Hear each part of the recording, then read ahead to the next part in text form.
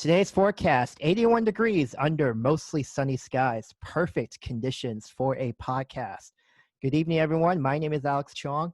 Welcome to episode 9 of Beyond the Books, where we go deep into the backgrounds and stories of our future healthcare heroes. And tonight we have a very, very special guest. She hails from a very interesting named town located in, I think, the smallest county in Indiana. Hailing from Rising Sun, Indiana, here's Sydney Willhite. Sydney, how are you? I'm good. How are you tonight, Alex? I'm doing very well. All right, Sydney, we have one mission for you today. Would you like to hear what that is? Absolutely. All right, Sydney. Our mission today is that we're going to prove that you, Sydney Willhite, are more than just a medical student. How does that sound? That sounds good to me. All right, Sydney, are you ready to get started? Yeah, let's do it. Perfect. So as I said in the intro, you grew up in a town called Rising Sun, Indiana. That's And true. in the last episode, I interviewed Zach Patton, and he also came from a relatively small town. However, hmm your town's a little bit bigger. Your town has about 2,100 people. I think Remington has about 1,100 people.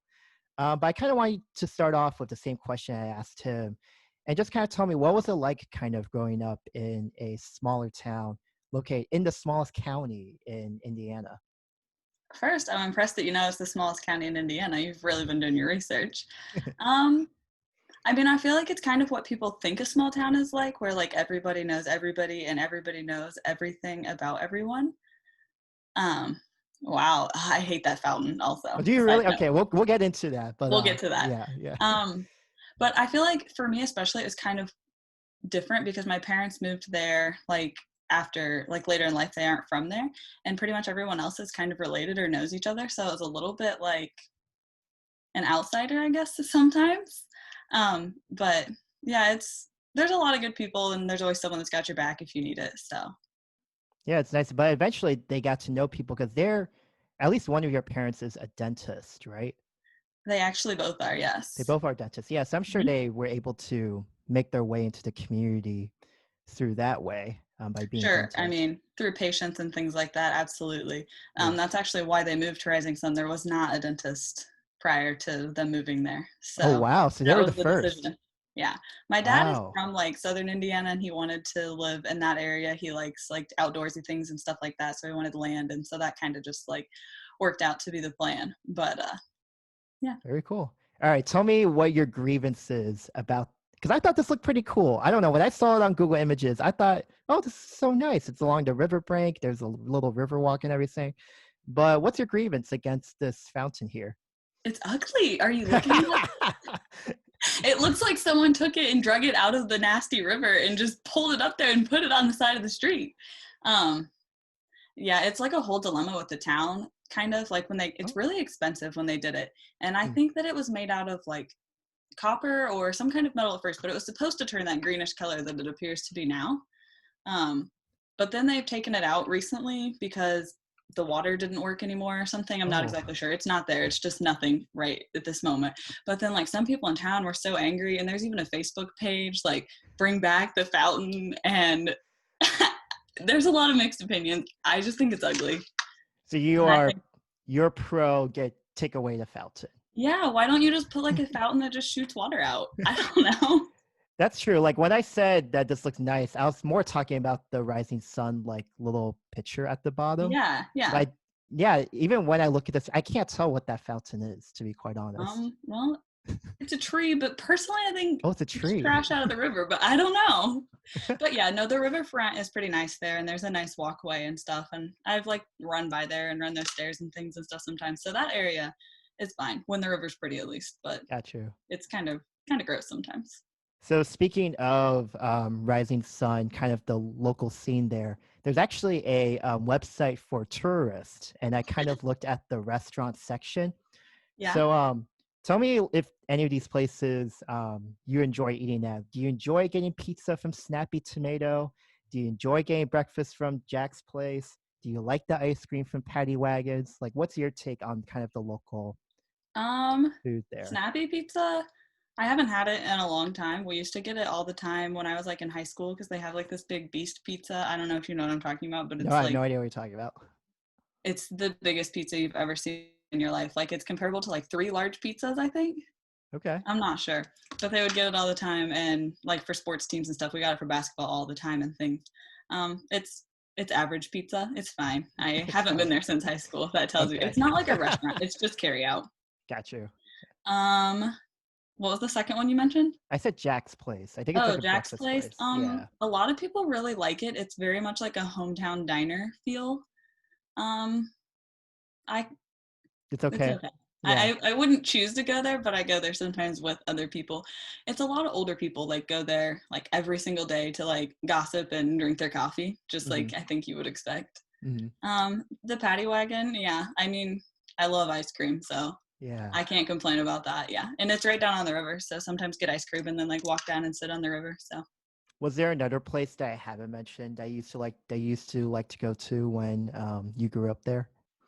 there is a Mexican restaurant. It's actually like really close to this picture, right where we're Mm-hmm. looking. And it was called Acapulco's, but now I think it's Tequila's. Yes, I think Um, that's what I recognized from the website. Yeah. I still call it Acapulco's, even though I know that's wrong. But yeah, that's the place that I definitely went the most. Got you. And you know what? It's kind of funny that you mentioned that there was a little bit of a debate with the fountain and the archway and those kind of things. Because you mentioned because it did cost a lot of money to make. Sure. But perhaps something that's maybe even more controversial than this is the Rising Star Casino that they built in 1996. Hmm. Because like when I think of like a small charming town and all of a sudden you have this casino there, it sticks out a little bit. So this is the spicy hot take corner where you get to deliver spicy take to maybe Oh, not such a spicy question. okay. And then the spicy question I have for you is, what are your thoughts of a casino being in your town? Do you like it because like it's another thing to go to and it's really nice looking, etc., or do you not like it because it kind of wrecks the calm scenery of Rising Sun? I think that Rising Sun without the casino would probably not have like anything there anymore. So I kind of think the casino keeps the town alive. I think it would be more of a retirement town without it. So I think I'm a fan personally. Yes. Hmm. I do enjoy gambling probably a little bit too much. Uh-huh. So you know, I'm a fan.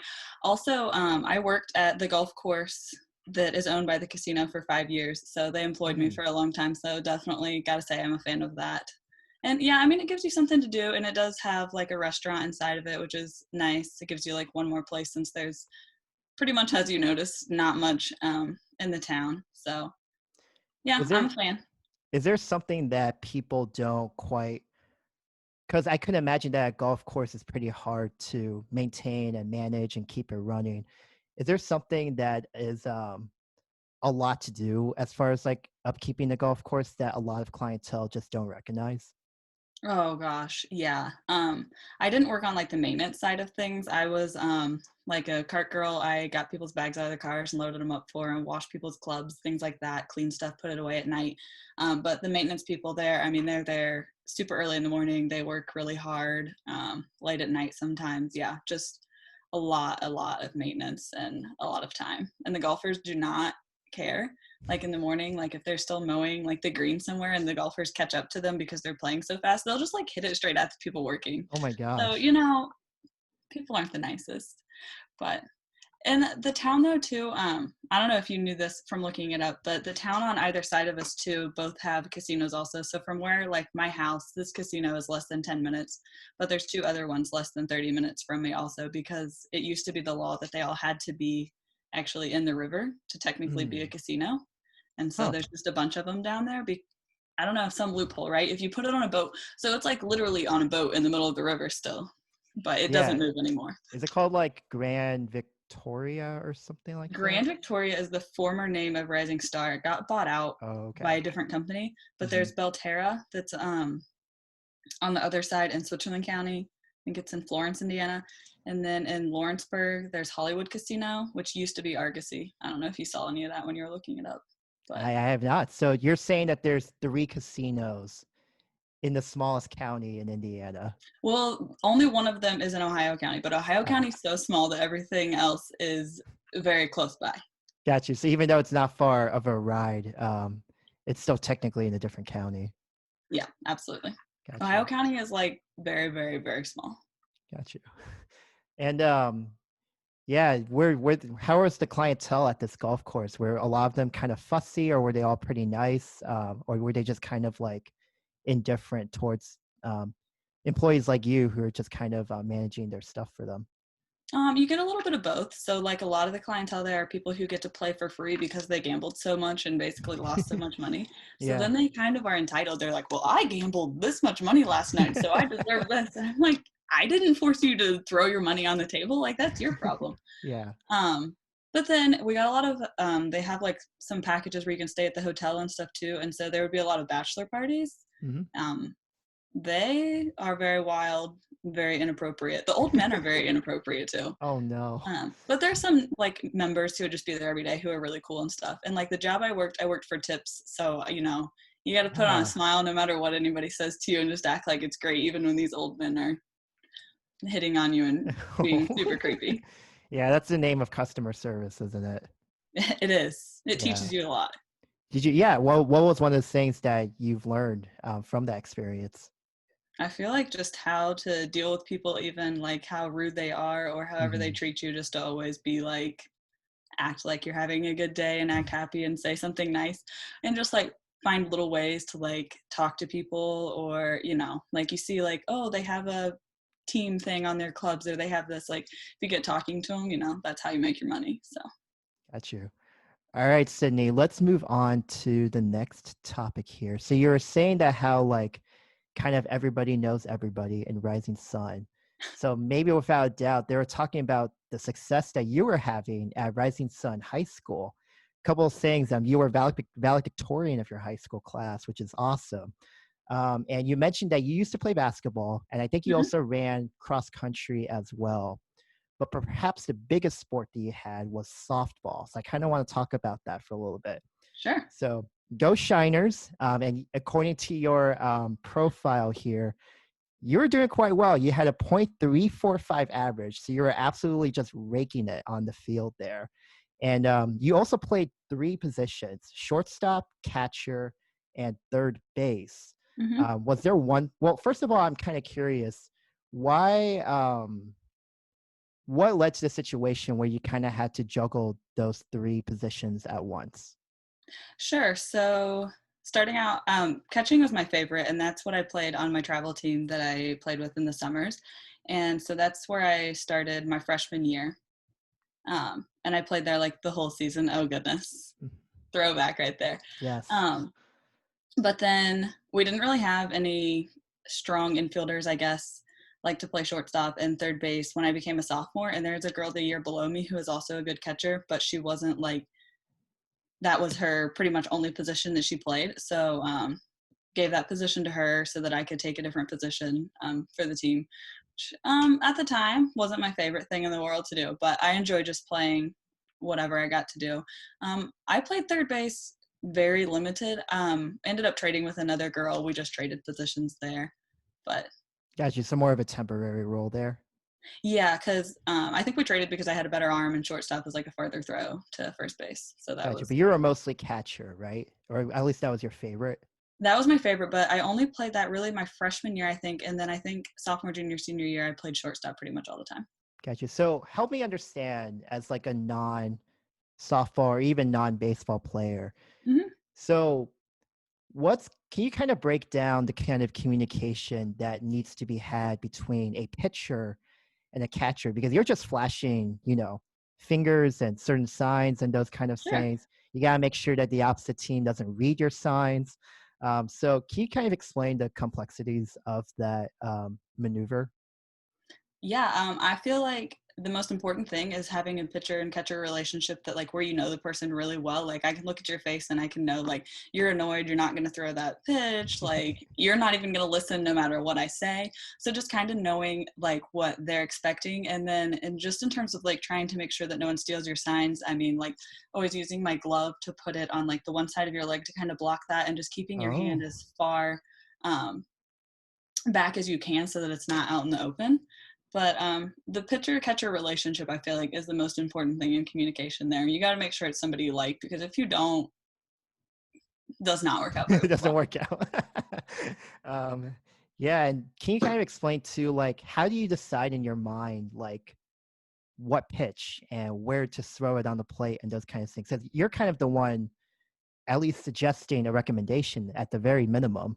Sure. So can you kind of explain how that kind of works? So definitely depends like where you are in the lineup. So like, my third and fourth batter I expect to be the biggest hitters on the team. So I'm gonna throw them more junk pitches, kind of, things that I think that they can't really get a good hold of. Other players, that you don't think are as strong of hitters, kind of give your pitcher a little break on throwing all those ones that are rough around their arm.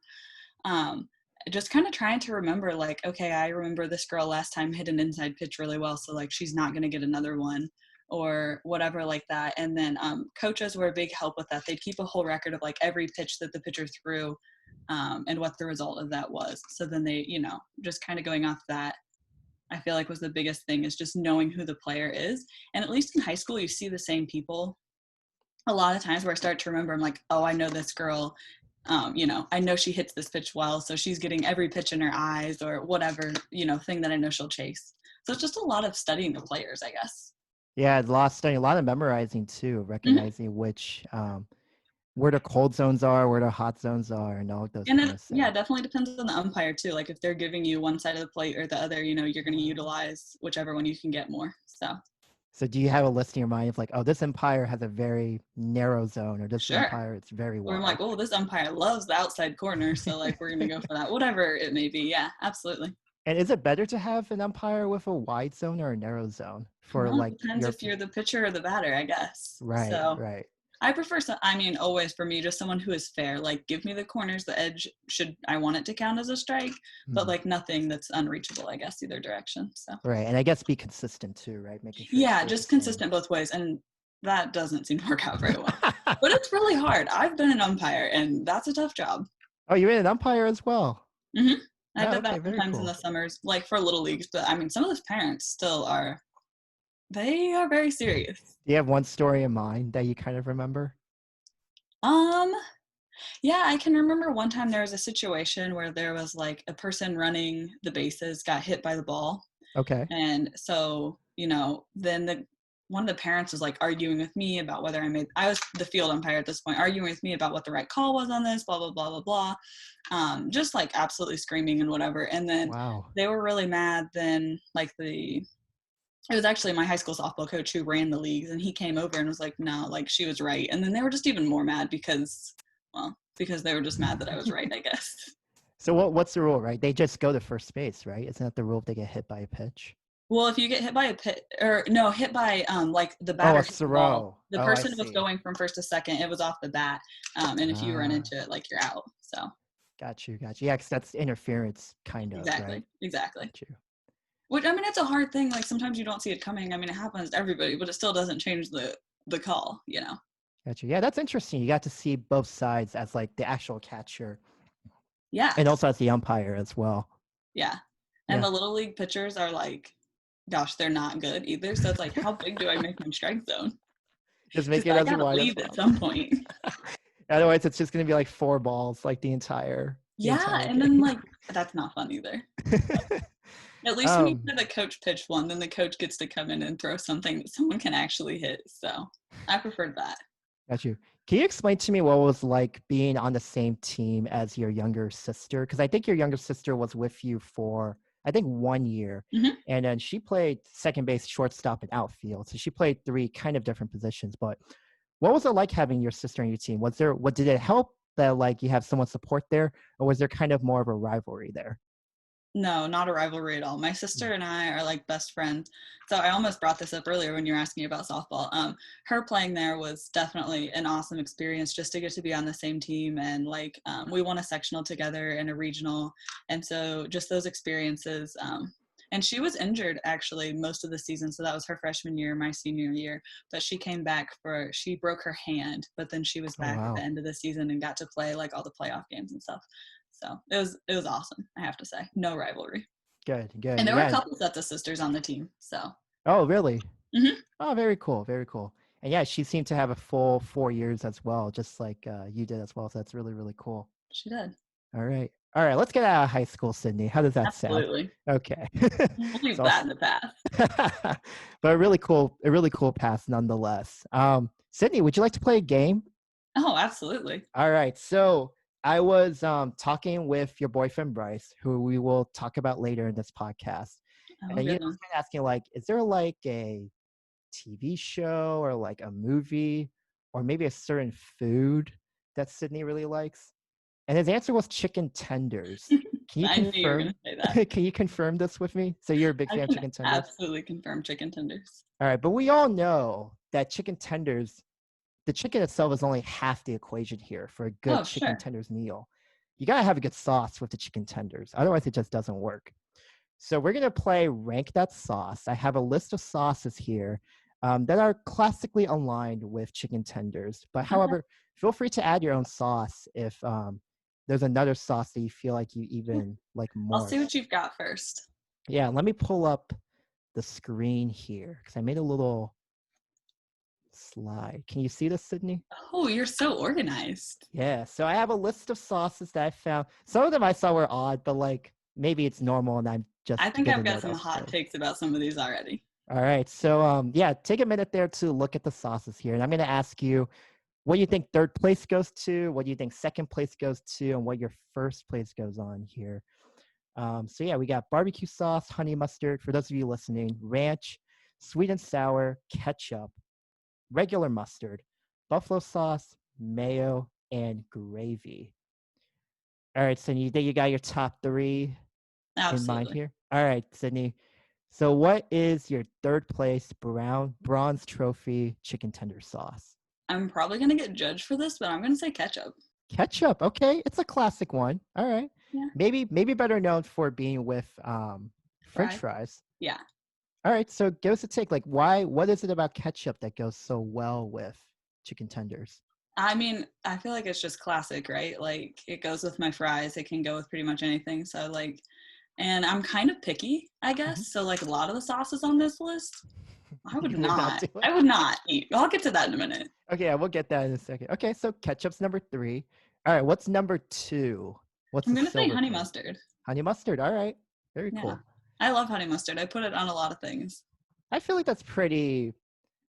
Maybe exotic is not the right word, but when you said that you're kind of picky, I thought, oh, okay, maybe honey mustard is not her I feel thing. like my pickiness is like gonna be unexpected when I tell you what I hate though. Got you. All right, so we Honey got mustard, it's my favorite salad dressing too. salad dressing. Really? Mhm. Ooh, that's a hot take there, I think. I know it would be. That's why I shared it with you. All right, and then so we got third place is ketchup. Second place is honey mustard. Sydney, what is, in your opinion, the chicken tender expert, what is the best sauce that can go with chicken tenders? I'm gonna say barbecue sauce. Okay, awesome. All right, so barbecue sauce can go in a lot of different directions, right? You have like a Hmm. tangy barbecue sauce. You can have a really sweet one. Is there like a specific type of barbecue sauce, or maybe a restaurant that has a really good kind of barbecue sauce that you enjoy? Both of those. So I like Sweet Baby Ray's barbecue sauce. That's like what's Mm, always in my fridge that I eat on all kinds of things. mhm. And my favorite barbecue sauce is probably from Buffalo's. I like their medium barbecue sauce because it's kind of like mixed with hot sauce, I guess. So it's a little spicy. That's my favorite. Got you. All right, so there you have it. Third place ketchup, second place honey mustard, and first place barbecue sauce. All right, let's get to the other side here. And you mentioned that there are some sauces on here that would just be an abomination if they went with chicken tenders here. Can you give me some examples here? Well, the number one abomination on my list is ranch. Wow. Okay. And like in general, not just on chicken tenders. Like I don't eat ranch at all. I hate it. You're from the Midwest, though, aren't I you? know, like, right? Everybody, like, in high school, everybody used to put on their pizza, and I'm just like, what is wrong with you people?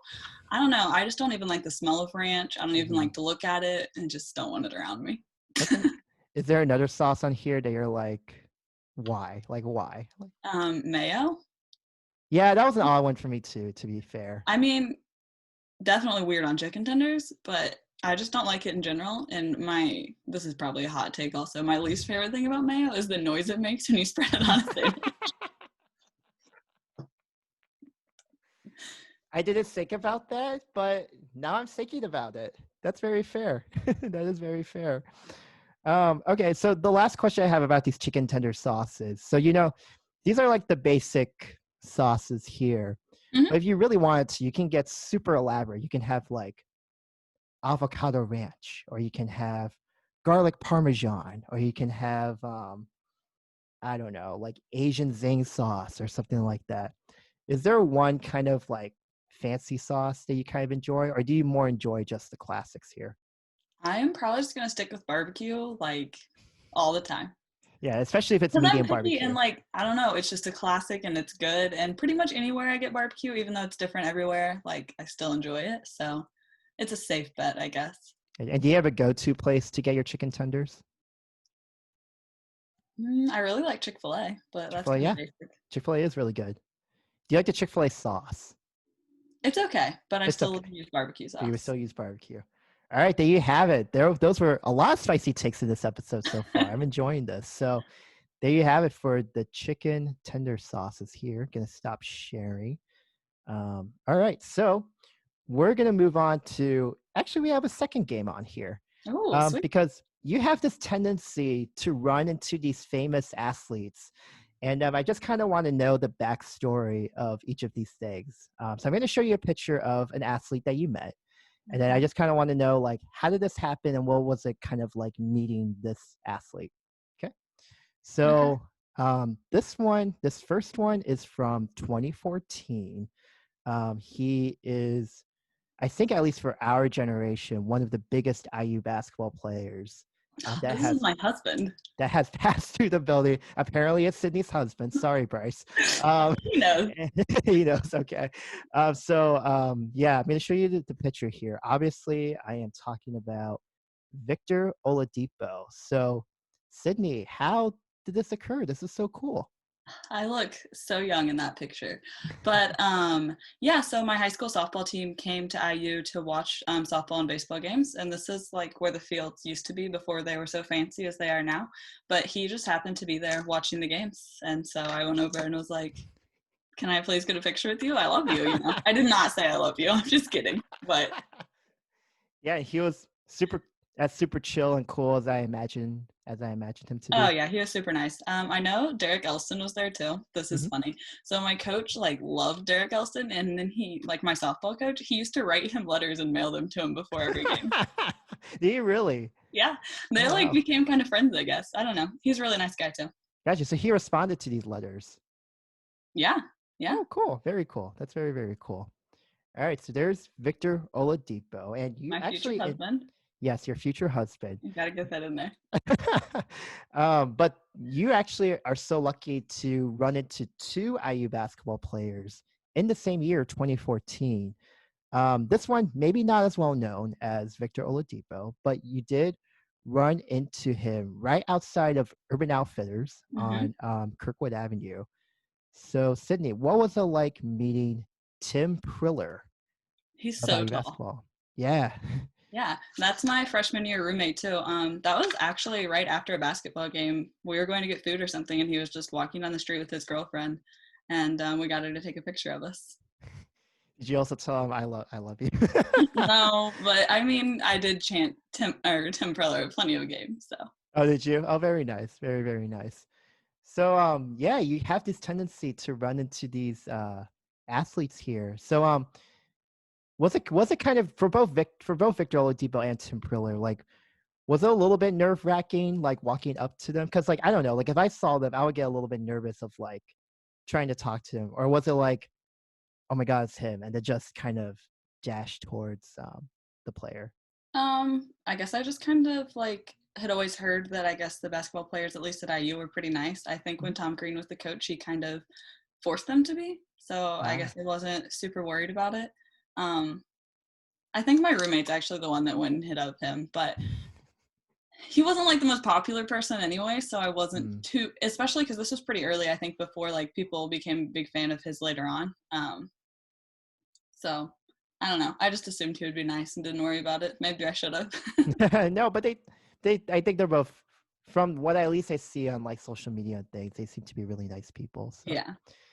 all right, so I have one more for you. So maybe you didn't meet this you didn't meet this athlete person to person, but he's a pretty world-renowned athlete, and you're literally standing maybe just a couple feet behind him. So what do you remember about meeting Phil Mickelson, or not meeting Phil Mickelson, but like watching Phil Mickelson play golf at the BMW Championship? Yeah, I kind of forgot about that. Yeah, you're on TV. Wow, There you are, look at right that. there. Yes, there you That are. is me. Mm-hmm. Yeah, it's pretty cool to watch them in person because I feel like golfing doesn't seem that impressive um, on TV, and in person it's pretty cool. So yeah, very How impressive to see these people playing. how intense were the people to be like, you gotta be quiet, like this golfer's about to make a shot? Yeah, very. So there would like be the people walking around and then like hold up signs when you have to start being quiet and things like that. But of course, like the people on the holes next to it aren't always on the same page, so people get a little upset sometimes. But for the most part, they do a pretty good job of controlling everybody and keeping it pretty chill. But they're very serious. Like when they hold up their sign, if you're not quiet, you better be quiet. All right, Sneak. So I know you already met your dream husband, Victor Oladipo, but if Good. you could have one more celebrity, it doesn't have to be sports, any celebrity run in, who would be like the dream to like run into and have like a 5-minute conversation with? Hmm. I don't know. I'm gonna say Zac Efron just because he's really hot. Yeah, you know what too? He's done a lot of movies. He's done a lot of different movies. It'd be really Very cool to popular. kind of talk to him about that kind of stuff. Yeah. All right, Sydney. Let's move on to oh no, actually no, I have one more picture. So this is not a person, but this was an event that you went to just last year. You went to a taping of a certain TV show, and I kind of want to hear what it was like seeing the behind the scenes of this TV show. So, Sydney, what do you remember about seeing the taping of American Ninja Warrior? Yeah. Super fun. The athletes are really impressive to watch, and it's a good time. Um, the thing I think that like you don't think about is it's really a lot slower in person than like when they clip it all together on TV. But it's definitely a cool experience, and we got to sit really close to one of the parts that they were trying to get through that they were all struggling with. So it was a really up close view of that. And they film everything at night because they have to do it when it's dark outside for whatever their camera work. So it starts at like, I don't know, 11 p.m. or something like that, really late. So it's definitely a different experience in that way too. But it was really fun. So, for those who don't know, what exactly is American Ninja Warrior? Um, just a bunch of athletes, I guess, and they set up this course of obstacles basically that they try and get through and reach the end and try and beat each other's times. And then at the end of like they go to a bunch of cities, and then if you make it through your cities, then you get to go to like a finals. I think it's always in Las Vegas.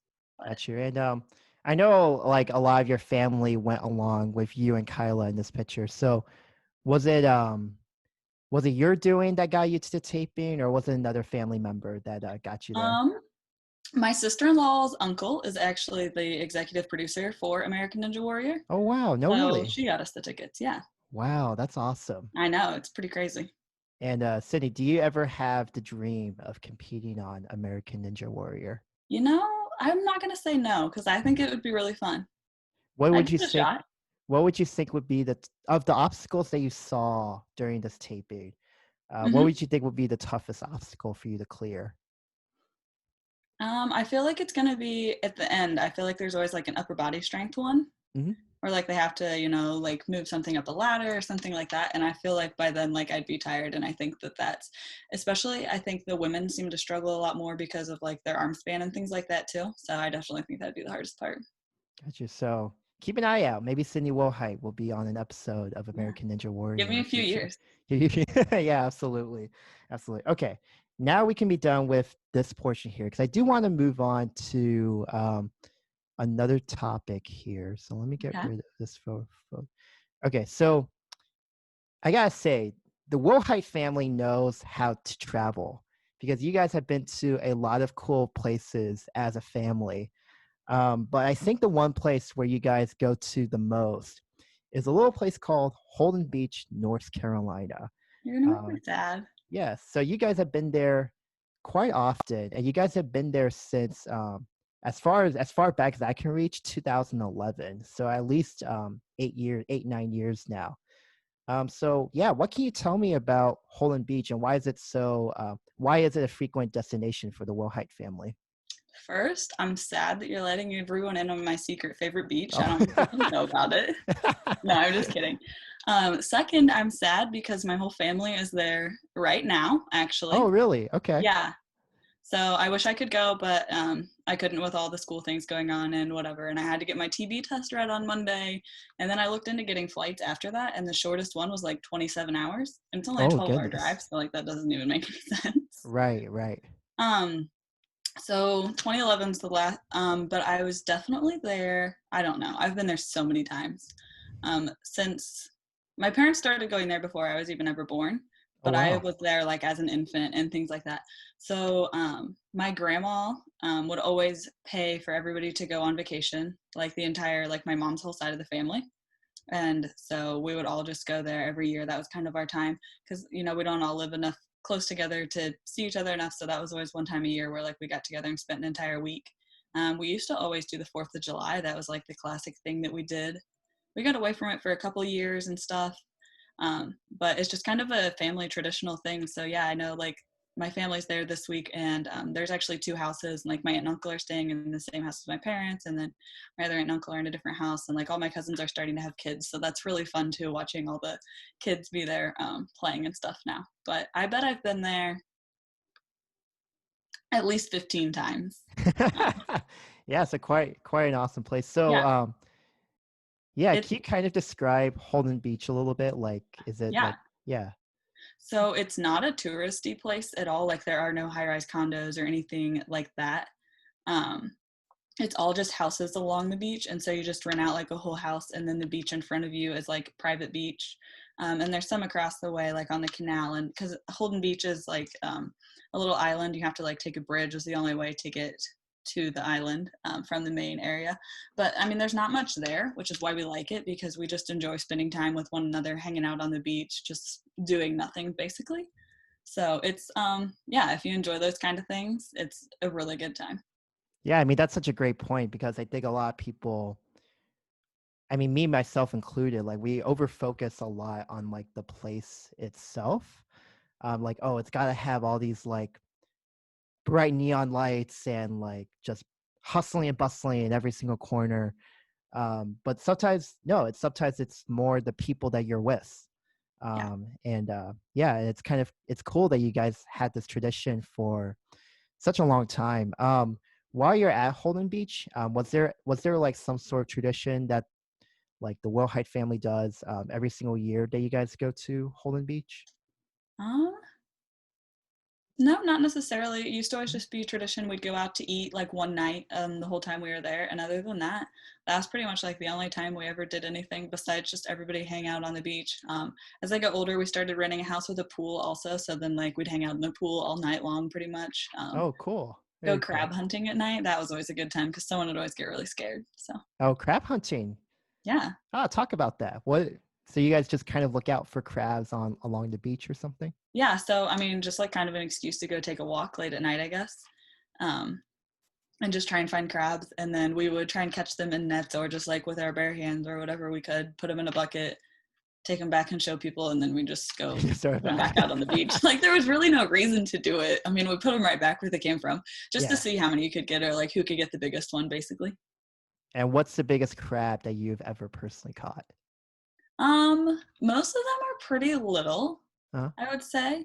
But there's sometimes like a different kind of crab, and I don't know if you can see, but maybe like this big, Okay. Yeah. like Yeah. bigger, Yeah. as big as my hand maybe. Got you. Got you. And they never pinched you guys or anything like that? Because that'd be Um, the first thing I would think about. I've never been pinched, but people definitely have been pinched. Got you. But hey, what a cool tradition. And yeah, it is a nice excuse to go to the beach at night, see the shining stars and everything, and go some crab Yeah, hunting. yeah. Very cool. Okay, so we got Holden Beach down. Okay, so I mean, hopefully next year you're able to go, or Fingers yeah, crossed. fingers crossed. Hopefully it'll work out the next year. But Holden Beach is not the only place with an ocean or sea that you've been to that's pretty cool. During your years at IU, you got to take part in a trip run by the biology department, and you actually got to go scuba diving in the Cayman Islands Hmm. or in the Grand Caymans. So, can you kind of explain? Was that your first time ever scuba diving, or did you know how to do it before? No, I took a class specifically because I got accepted to that program. So we all took a class together Hmm. here on campus. And that's where I learned to scuba dive and then went there and completed my training technically because you have to do some dives somewhere that's not a shallow pool. So yeah, that was the first time I'd ever been. Definitely the best thing I ever did in undergrad. It was so much fun. The class was surprisingly harder than I thought it might be, but met some awesome people and had a really good time and learned a lot. So Got you. would recommend. Can you give me some examples of just some of the things you saw while scuba diving in the Grand Caymans? I mean, definitely the coolest thing was sharks. There were sharks that were probably like 10 to 15 feet away from us, and they're so chill. They would just like swim by doing their own thing. Like they didn't care about us, we didn't care about them. Hmm. Um, saw some tigerfish. Those are kind of scary because they've got all their little, I don't know, Little whatever you call fins, I those. guess fins. Yeah, I'm not sure what Yeah. those would be called. Yeah. Um, saw some sea turtles. That was super cool. Hmm. And then just all the coral and that kind of stuff. It's just the colors and it's just beautiful. It's amazing. So What was the trickiest part of learning how to scuba dive? mm, probably learning how to like take your mask off underwater and put it back on and get it cleared out so that you could open your eyes again. Hmm. Yeah, So can you kind of run through the technique of that? Like, what do you have to do? So I have my mask on. I want to sure. clear the water from it. Like, how would I do that? So I mean, generally, if you just like hold the top of your mask against your head and you tilt your head back and then blow bubbles, it'll blow the air into your mask, and so it'll fill it, like get rid of the water and fill it with air. Hmm. So that's the general technique to do it. Yeah, the for training they made us actually take it like all the way off and throw it away from us and then like Oh, go find it, goodness. which is terrible because like I'm not going to open my eyes underwater and I wear contacts anyway, so I'm like definitely not going to open my eyes underwater and then find it and put it back on. But typically if you get water in it, if you just tilt it back and blow some bubbles, it'll clear it out. And did you mention that you took some scuba diving lessons back at Indiana University? I did, yeah. Yeah, so I think some people might wonder, because obviously you can scuba dive in an ocean, like that's pretty, you have this thing right there. But I think people might be a little confused in how you can train for scuba diving in the middle of the Midwest. So could you kind of explain how that worked out? Yeah, so it was a class where we took like I did online stuff to kind of learn about like what you're supposed to do. Hmm. And then once a week we would just go get in a pool in the like school of public health building there, some old pool. And we would just kind of like test out the things, make sure you can take your mask off, swim without your air, just putting on and off all the things. And we put a boat even in the pool at one point, like practice rolling off of it. Hmm. Um, Sometimes we just play games too, like we'd like throw rings in the pool and be like, okay, you have to swim through without like any of your gear touching it, because like obviously you don't want to touch the coral and things when you're actually in the ocean. So just learning Oh. kind of how to maneuver yourself in a way that you're not going to tear up anything. And did you or your classmates ever get because I heard of the dreaded bends, right? Or whatever they're Yeah. called. Did you or your classmates ever experience that? Nope, Good, we were good. always super cautious and took the little break when you get closer to the surface and wait just to make sure that you're not coming up too quickly. Mhm. Your gear will start beeping at you if you're doing things you shouldn't be doing. So Oh, really? There's a yeah. little beeping device that'll warn you if you're coming up too fast. Hmm. Oh, cool. I didn't know that They're pretty technology fancy. existed. Got you, got you. Very cool. Yeah, so you've been to Grand Cayman Islands, check, Hmm. and you know how to scuba dive. Is there another place in the world that would just be like a dream to get some scuba diving gear on and go scuba dive? Yeah, so I would love to see the Great Barrier Reef. That's Hmm. definitely something that is on um, my list of things that I'd like to do someday. Unfortunately, I guess the Great Barrier Reef is kind of disappearing because we're not taking care of things. So I Hmm. guess I need to get there sooner rather than later. Yeah, I mean, I'd love to go anywhere, but that's probably my number one place. Everyone That's says the Cayman Islands is like one of the best places in the world anyway, so I started there. So that was probably, but oh well, that was a yeah. great experience. Yeah, what an awesome experience you got to do during your time at IU here. All right, Sydney. Last thing I want to talk about, I said we would talk about this earlier, is your relationship with Bryce, because from what he told me, tomorrow is actually 6 years, is it not? It is. That's accurate. Yeah, very cool. So can you just kind of start with how did you and Bryce meet?